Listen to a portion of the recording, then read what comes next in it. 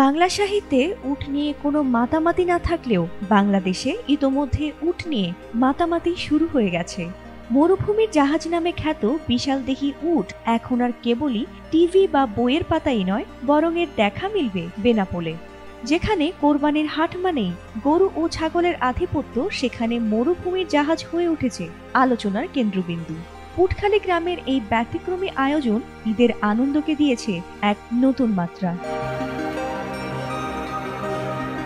এর আগে রাজধানীর আরামবাগে একটি উটের খামার গড়ে উঠলেও এবারের আকর্ষণের কেন্দ্রে রয়েছে যশোরের বেনাপোলে গড়ে ওঠা উটের খামার। বেনাপোল পোর্ট থানার পুটখালি গ্রামের খামারে যেন রাজকীয়ভাবে নিজের জায়গা করে নিয়েছে সৌদি থেকে আমদানি করে আনা 7টি উট। এদিকে বেশ কয়েকটি উটের উপস্থিতি পেয়ে দর্শনার্থী ও ক্রেতাদের পদচারণে মুখরিত হয়ে উঠেছে সীমান্তবর্তী এই গ্রামটি। অনেকে শুধু চোখের দেখা দেখতে আসছেন, অনেকে আসছেন পরিবার সহ। ব্যাপক আগ্রহ নিয়ে জেনে নিচ্ছেন উটের আদ্যপান্ত। কেউ কেউ আসছেন কোরবানির জন্য দরদাম করতে। বেনাপোলের ভিতরে আসলে আমরা উট দেখবো এটা কখনোই ভাবিনি, তারপরেও এখন বেনাপোলের ভিতরে কিন্তু আমরা উট দেখতে পাচ্ছি। আর সচরাচর কিন্তু আমরা বলা যায় টিভিতে বা কোনো রকম মোবাইলে অনলাইনে কিন্তু উট দেখে আসছি, কিন্তু এই প্রথম আসলে স্বচক্ষে উট দেখার সৌভাগ্য হলো এবার আমাদের বেনাপোল পুটখালি নাসির সাহেবের খামার। আমরা মূলত আসলাম এখানে উট দেখার জন্য। তো বাংলাদেশের ভেতরে উট দেখতে পাবো এটা কখনো ভাবিনি। এটা আমাদের বেনাপোলে নাসির সাহেবের আর কি খামারে আছে। আমরা এই উট দেখে অনেক খুশি। দক্ষিণবঙ্গের এই প্রথম পুটখালি গ্রামে নাসির সাহেব 7টি উট নিয়ে এসেছে। আমরা জানি যে বাংলাদেশে সম্ভবত উট পালন করা যায় না, এটি মরুভূমির জিনিস। তো নাসির সাহেব এই 7টি উট এনে পালন করে দেখিয়ে দিয়েছেন যে বাংলাদেশে উট পালন করা সম্ভব। তো আমরা ফ্রেন্ডরা মিলে এখানে দেখতে এসেছি। জানা গেছে নাসিরের খামারের উটগুলো 1 বছর আগে সৌদি আরব থেকে আমদানি করা হয়। প্রতিটি উটের উচ্চতা 12 থেকে 15 ফুট। কোরবানির ঈদ সামনে রেখে এক একটি উট বিক্রি হচ্ছে 30 থেকে 32 লাখ টাকার মধ্যে।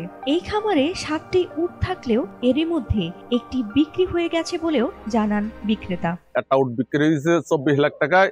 ওটার দাম আছে 29 লাখ টাকা, 27 লাখ টাকা। দুটো গাভিন আছে, বাচ্চা হবে, একটা 6 মাস পেটে বাচ্চা, একটা 3 মাস পেটে বাচ্চা। খামার আরো বড় করার ইচ্ছা রয়েছে ভাই। খামারি জানান এই উটগুলো তারা বিশেষ যত্নে রেখেছেন কোরবানির জন্য। প্রতিদিন সকালে তাদের গোসল করানো হয়, এরপর খাওয়ানো হয় ছোলা, ভুট্টা আর ঘাস। প্রতিদিন ভোরে শুরু হয় উটের পরিচর্যার কাজ। বিশাল এই প্রাণীগুলোকে প্রতিদিন নির্ধারিত খাদ্য তালিকা মেনে খাওয়ানো হয়। আমরা এদের খাদ্য দেই ছোলা, ভুট্টা, গম, ভুসি, সয়াবিনের খোল, সচির খোল, বিচুলি, মাঠের ঘাস দেই, বটের পাতা, আমের পাতা। এই কল্যাণচল আর কোনো খামার নেই, একটাই খামার। আপনার নাম? আতিয়ার।